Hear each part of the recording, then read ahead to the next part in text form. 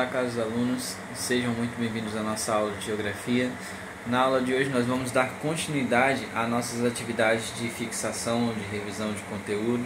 Nós vamos utilizar o livro de atividades e outros recursos para vocês compreenderem melhor e até mesmo verem algumas questões que têm a mesma estrutura das questões que irão aparecer na avaliação de vocês, ok? Em relação ao livro de atividades, nós vamos utilizar ele e à medida que vocês forem concluindo, vocês respondam as demais questões, pois vocês sabem que ela vai servir, o livro de atividades vai servir como critério avaliativo, ok? Nós vamos ver, na aula passada chegamos a ver um pouco dos conceitos, das teorias. Nessa aula nós vamos colocar na prática algumas questões com alguns dos temas que estarão na prova, ok? Pegue aí então seu livro, seu caderno e vamos juntos para mais uma aula, para mais uma revisão da disciplina de Geografia. Olá, gente, bom dia a todos. Sejam muito bem-vindos a mais uma aula de revisão, né, nesse sentido que nós estamos fazendo de preparar, de ver alguns conceitos, algumas informações que nós vimos ao longo do bimestre para essas avaliações que nós iremos fazer agora. Porque as avaliações de vocês já serão nos próximos dias.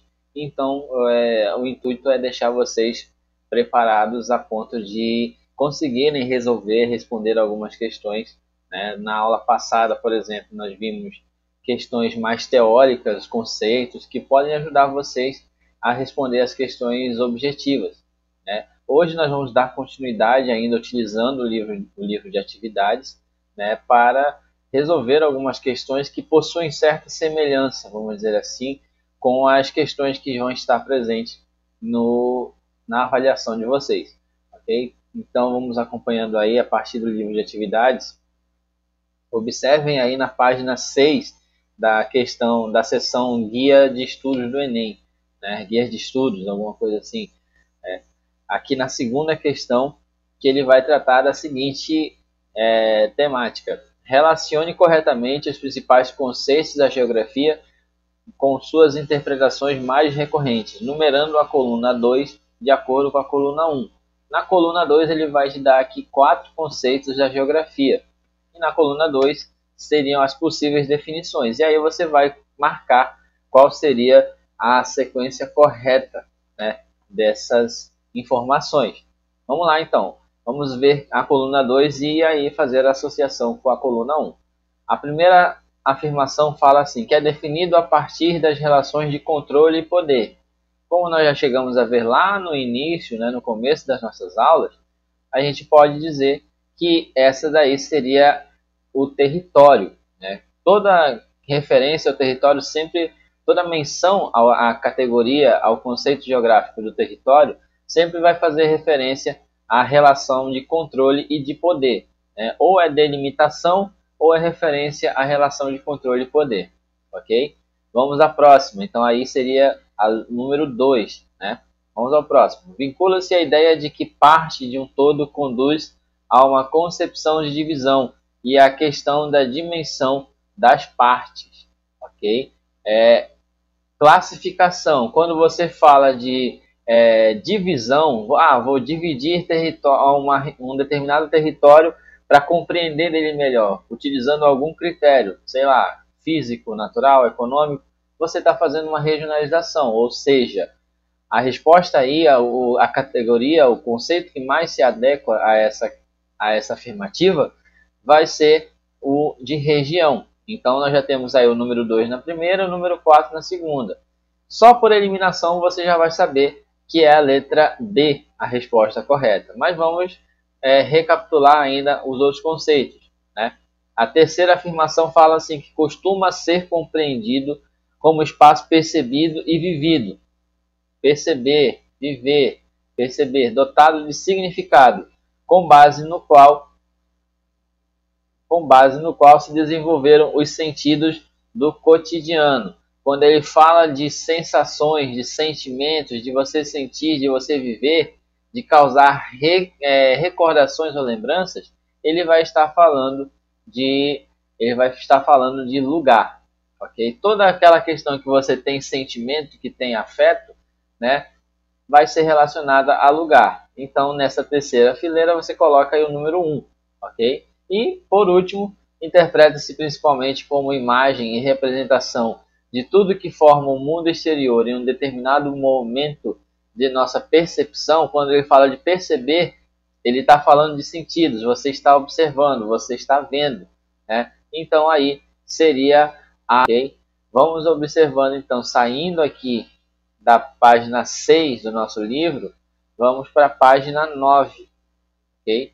Vamos para a página 9 para respondermos algumas questões também relacionadas a essa temática dos conceitos, ou até mesmo a questão das coordenadas geográficas, vamos dizer assim, ok?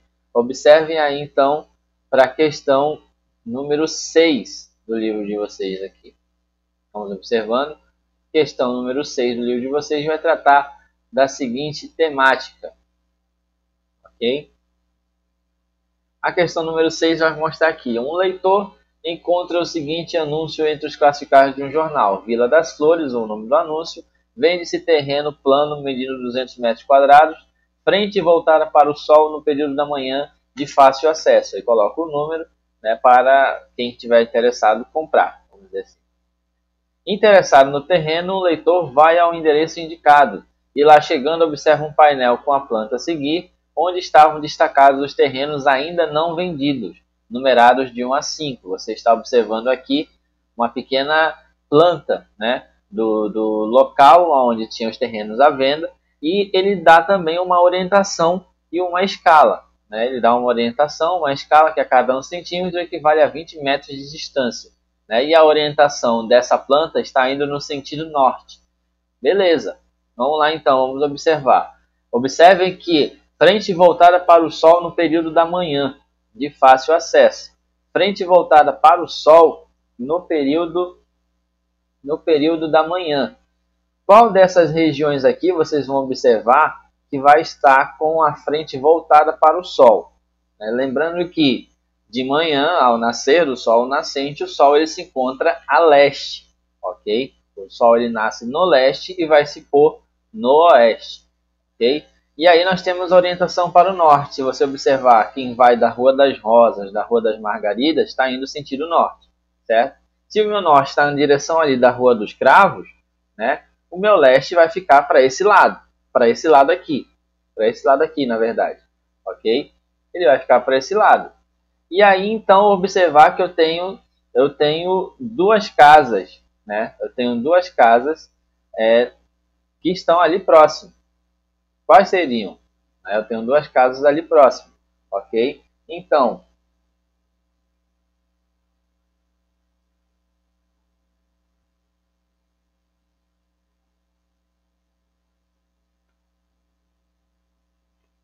eu tenho duas casas ali que podem ter a vista, né, no sentido para o sol no período da manhã. À frente da minha casa, na frente de 3 casas aí estão com vista para o sol, né? Porém, o tamanho é 200 metros quadrados. Né? 200 metros quadrados pode ser 100 metros de comprimento por 10 metros de comprimento por 20 de largura, vamos dizer assim. É um tanto quanto estreito. Então, se você deduzir tudo isso, você vai perceber que o terreno que está sendo anunciado vai ser o terreno número 4.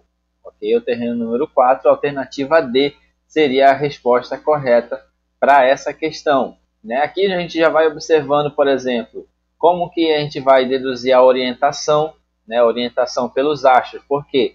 Se a minha casa ela é voltada para o sol no período da manhã, eu posso dizer que a minha casa tem a frente voltada para o leste. Ok? Nós temos aí a orientação, né? Mas é bem simples. Né? Por exemplo, se você vê um anúncio, a frente da casa ela é voltada para o sol ao fim da tarde, né? No finalzinho de tarde. A sua casa ela tem a frente voltada para o oeste. Ok? A janela esquerda da minha casa, vamos dizer assim, ela tem a frente para o sol no dia de manhã. Ou seja, a janela esquerda da sua casa, então, ela está voltada para o leste, ok? Basicamente, esses conceitos de você observar em relação à orientação aos astros, certo? Dito isso, então, vamos aqui para a próxima questão, vamos para a questão número 7, ainda permanecendo na página 9. Nós temos aqui a seguinte questão. É uma questão de Enem e fala o seguinte: quando é meio-dia nos Estados Unidos, o sol, todo mundo sabe, está se deitando na França. Bastaria ir à França num minuto para assistir ao pôr do sol, né? A diferença espacial citada é causada por qual característica física do planeta Terra? Qual seria a característica física, né? Se vocês observarem que, por exemplo, aqui no Brasil, aqui no Amazonas é de manhã, lá para, vamos dizer, para a Alemanha, já está entardecendo. Por que isso acontece? Basicamente, isso acontece por conta do movimento de rotação do nosso planeta, né? A Terra girando em torno do seu próprio eixo, que vai originar os dias e as noites. Ou seja, a resposta correta aqui seria a letra B, na verdade. Por exemplo, por que as outras não seriam corretas? Por exemplo, o arredondamento de sua forma geométrica. A Terra ela não é totalmente redonda, nós já chegamos a ver isso. A Terra ela é um geóide, ela possui algumas falhas, algumas imperfeições, né? Principalmente com o achatamento de suas regiões polares. A letra C, então, não seria. A letra A não seria também por conta de que ela está falando basicamente do movimento, né? Ela fala que no mesmo horário é meio-dia nos Estados Unidos e na França já está entardecendo, já está anoitecendo, né? Isso é em questão ao movimento de rotação que o planeta Terra ele faz em torno do seu próprio eixo. Ok? Então a resposta correta aqui, sem dúvida alguma, seria a letra B. Ok? Vamos avançar um pouquinho mais então e vamos observar aqui a página 15 do livro de atividades de vocês. Vamos observando aqui, vamos avançando um pouco para a página 15, né, do livro de atividades.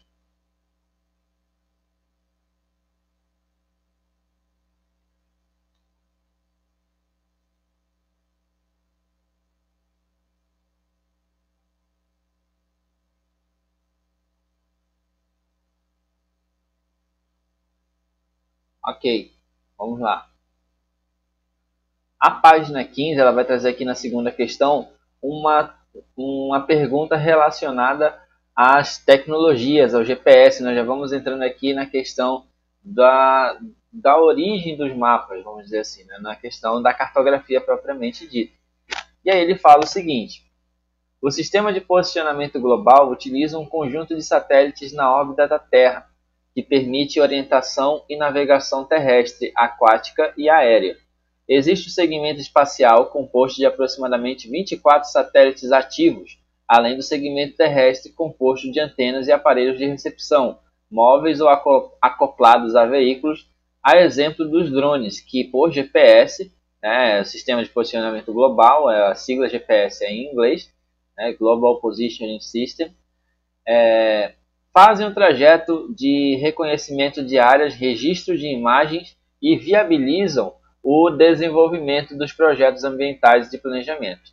Não são informações possíveis de serem obtidas por meio do GPS. Qual dessas informações aqui abaixo não é possível você obter pelo GPS?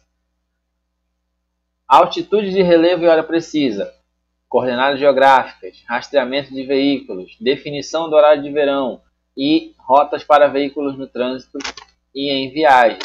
De todos esses daí, gente, não dá para conseguir pelo GPS a questão do horário de verão, né? Não tem como. Primeiro porque o horário de verão ele é facultativo, não são todos os países do mundo que adotam, né? Um exemplo clássico aqui é o nosso. O Brasil ele adotava até 2017, 2018. A partir de 2019, com a mudança de governo, o Brasil ele não adotou mais a questão do horário de verão, né? Então, nesse caso aí, seria a letra D. As outras é possível você conseguir com GPS, você vai saber a altitude de onde você está, você vai saber a coordenada para localizar-se, né? Nós vamos ter também rotas, por exemplo, para você saber qual o caminho mais curto, qual o caminho que não tem congestionamento, entre outros. E a questão de rastreamento de veículos. Basta ele estar ativo o seu GPS e, sei lá, por um acaso você acontece de ser assaltado, vamos dizer, roubam o seu carro. você basta utilizar o GPS e você vai ter um acompanhamento em tempo real de onde estaria o paradeiro do seu veículo, ok? Então, a resposta correta aqui seria a letra D, tudo bem? Vamos observando aqui, vamos avançar um pouquinho mais.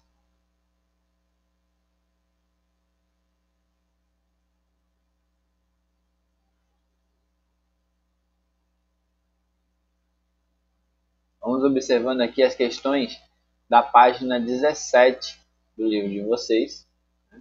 Vamos observando aqui, que vai tratar mais especificamente ainda da cartografia, mas com uma ideia relacionada à questão das projeções cartográficas, ok?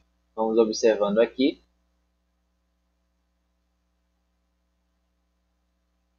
Vamos observando aqui a questão, que é a questão número 8 do livro de vocês, aqui na página 17. Vamos ter aqui uma questão da FUVEST, que vai falar a seguinte pergunta. A representação cartográfica a seguir refere-se à viagem de circunnavegação iniciada em Sanlúcar de Barrameda, em Andaluzia, em 20 de setembro de 1519, e comandada pelo português Fernão de Magalhães, a serviço da monarquia da Espanha. A despeito da repercussão da viagem para o desenvolvimento dos conhecimentos náuticos e para a exploração do Oceano Pacífico, Batista Ainesse foi um dos poucos cartógrafos a registrar a empreitada de Magalhães. E aqui ele mostra, né, um mapa que foi desenhado por esse Batista.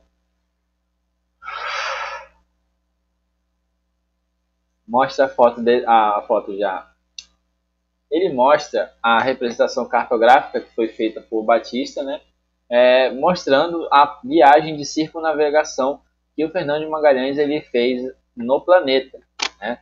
E aqui a pergunta é a seguinte: a representação cartográfica de Batista Ainesse revelava a permanência das técnicas e sentidos simbólicos da cosmografia medieval que orientaram os navegadores ibéricos na época da expansão ultramarina.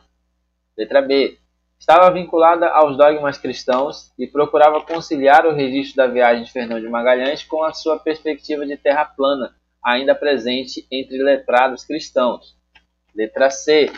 Estava baseada nos relatos dos navegantes, no acúmulo de conhecimentos acerca das rotas marítimas e em estimativas de distâncias a partir de cálculos matemáticos e da planificação do globo terrestre. Letra D. Letra D. Apresentava o Oceano Pacífico em suas reais dimensões de acordo com o entendimento de Fernão de Magalhães e de Cristóvão Colombo e em desacordo com as perspectivas cristãs. E a letra E. Estava assentada nos conhecimentos e detalhamentos geográficos bíblicos e nas formulações cosmológicas de Ptolomeu, fundamentais para o sucesso da viagem. Desse daqui, né, para o sucesso da viagem de Fernão de Magalhães. De todas essas questões, tranquilamente a gente pode colocar aí como correta a letra C. Estava baseada nos relatos dos navegadores. Não havia tecnologia para você ter uma precisão de como que pode ser a Terra que você iria descobrir, né? No caso daqui da América como um todo, a todo tempo, vamos dizer assim, a todo tempo havia processos de exploração, processos de tentativas de descobrimento de novos terrenos, né?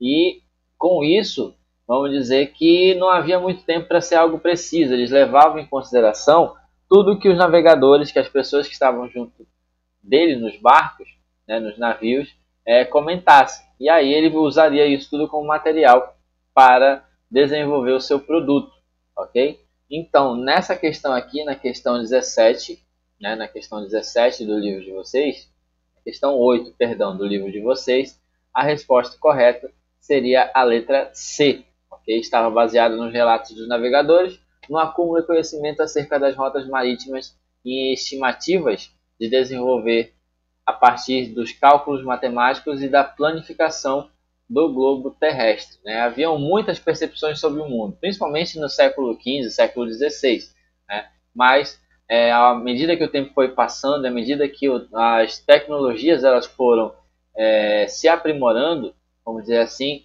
a clareza de resultados ela sempre vai ser mais específica, ok?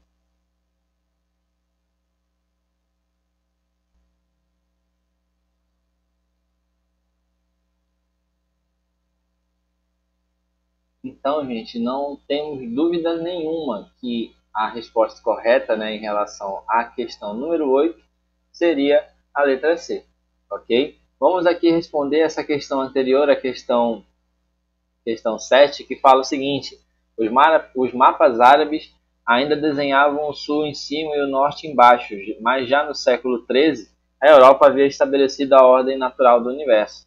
O norte estava em cima e o sul embaixo. O mundo era um corpo, e ao norte estava o rosto, limpo, que olhava para o céu, e ao sul as partes baixas, sujas, onde iam parar as imundícias e os seres escuros que habitam a linguagem invertida dos luminosos habitantes do norte. Né?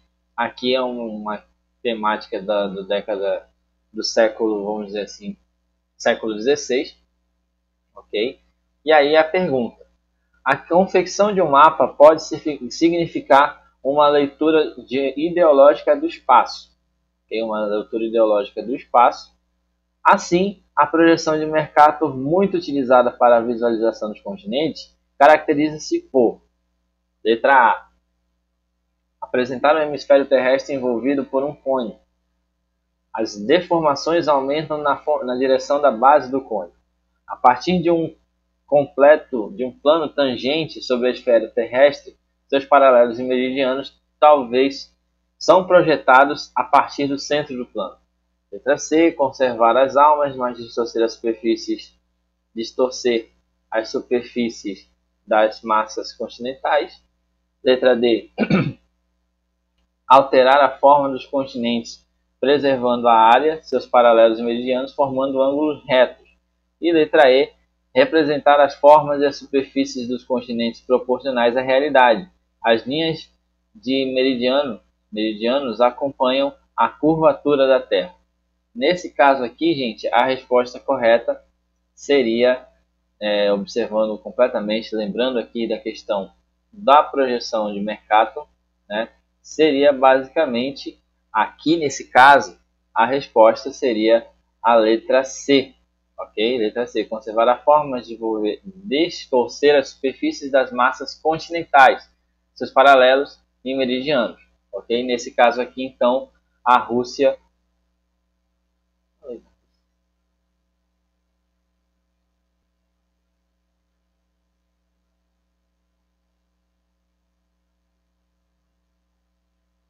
Nesse caso aqui, então, entrando na questão do debate, nós já vamos ter aí, então, como resposta correta, a letra C.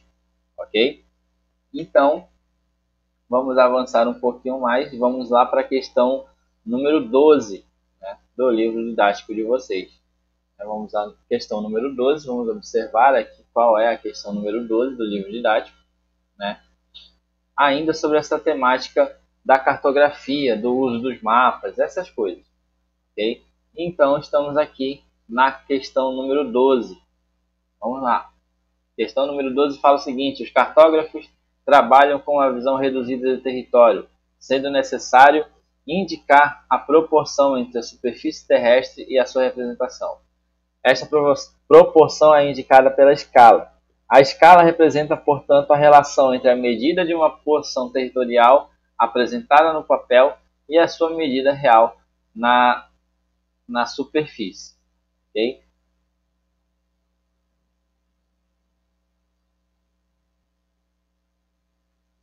Muito bem. Muito bem. Estamos aqui, então, na questão número 12, né? Na página, vamos observar aqui, na página 19 da guia de estudos. E vamos ver aqui a questão 12, que trata o seguinte: os cartógrafos trabalham com uma visão reduzida do território, sendo necessário indicar a proporção entre a superfície terrestre e a sua representação. Essa proporção é indicada pela escala. A escala representa, portanto, a relação entre a medida de uma porção territorial representada no papel e a sua medida real na superfície. Essa daqui, gente, é a definição de escala. Qualquer coisa que falar, me veja a definição de escala, é a relação entre a medida de uma porção de um território para ser representado no papel e a sua medida real na superfície, ok? Vamos ver aqui então, considerando as relações numéricas entre distância e escala cartográfica, analise as afirmações a seguir. A primeira fala o seguinte: em uma representação cartográfica onde a escala é de 1 para 100.000, a distância entre duas cidades é de 12 centímetros. Dessa forma, a distância real é de 1.200 metros. Vamos observando aí. Se a escala aqui que aparece, a escala numérica é de 1 para 100.000, lembre que isso daqui nós estamos contando em centímetros. Ok? 1 centímetro equivale a 100.000 centímetros. Quanto que equivale de um modo real 100.000 centímetros? A cada 100 centímetros nós temos 1 metro. 1.000 centímetros nós temos então 10 metros e 10.000 centímetros nós temos aí então 1.000 metros, que equivale a 1 quilômetro. 100.000 centímetros nós temos aí que equivale então a 10 quilômetros, ok? E aí a distância entre as duas cidades é de 12 centímetros. Se para cada centímetro nós temos uma distância real de 10 quilômetros, 12 centímetros seria equivalente a 1.200 quilômetros. Não seria 1.200 metros, ok? Seria 1.200 quilômetros. Vamos ao número 2. A distância de 3,5 cm em um mapa de uma escala de 1 para 2.500 é igual a 87,5 metros. Ok. Então nós temos aí uma escala de 1 por 2.500, né? 500 centímetros equivalem a 5 metros. 2.500 nós vamos ter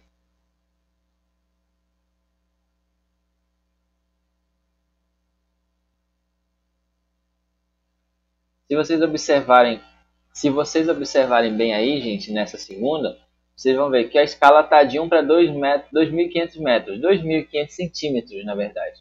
2.500 centímetros equivale a 25 metros. Então, multiplica aí 25 metros por 3,5 vai equivaler exatamente a 87,5 metros no terreno real. Então, nós temos aí a alternativa 2 correta. Temos duas questões, então. Terceira, se a distância real entre dois pontos é de 4,15 km e a distância no mapa é de 8,3, pode-se concluir que a escala dessa representação cartográfica é de 1 para 50.000. 1 para 50.000. Ou seja, a cada 1 centímetro equivale aí a 500 metros. Ok? 500 metros. Vamos observar então quanto que seria 500 metros vezes 8,3. Ok? Vamos observar 500 metros, que é o valor real da escala, vezes 8,3. Teríamos aí então 4.150 metros, que é o equivalente a 4,15 km. A terceira está correta, então por eliminação a gente já vai cancelar a letra C e ficar com a letra B como a resposta. Mas só para ver em que a quarta afirmativa estaria errada.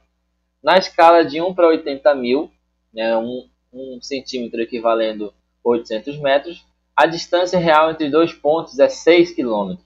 É de 6 km.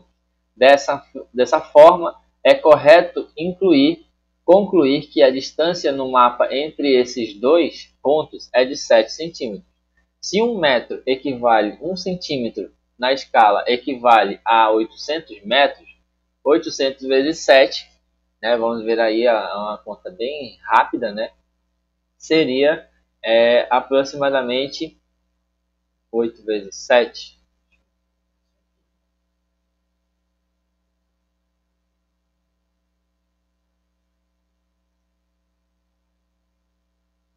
Nós vamos verificando aqui que 800 metros vezes 7 seria 5,6 quilômetros, não seria exatamente 6 quilômetros. A conta aí, no caso, não está correta. E dito isso, a resposta fica então entre as afirmações 2 e 3, sendo a letra B, ok?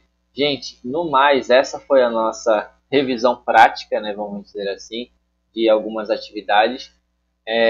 As nossas provas se iniciarão logo, e qualquer dúvida que vocês venham a ter assistindo esse vídeo, vocês podem me chamar que eu vou estar aqui à disposição para ajudar vocês, tudo bem? No mais é isso, eu espero que todos vocês fiquem bem, que todos tenham um dia abençoado, um dia de tranquilidade, de paz, e nos vemos na próxima aula, ok? Um forte abraço a todos.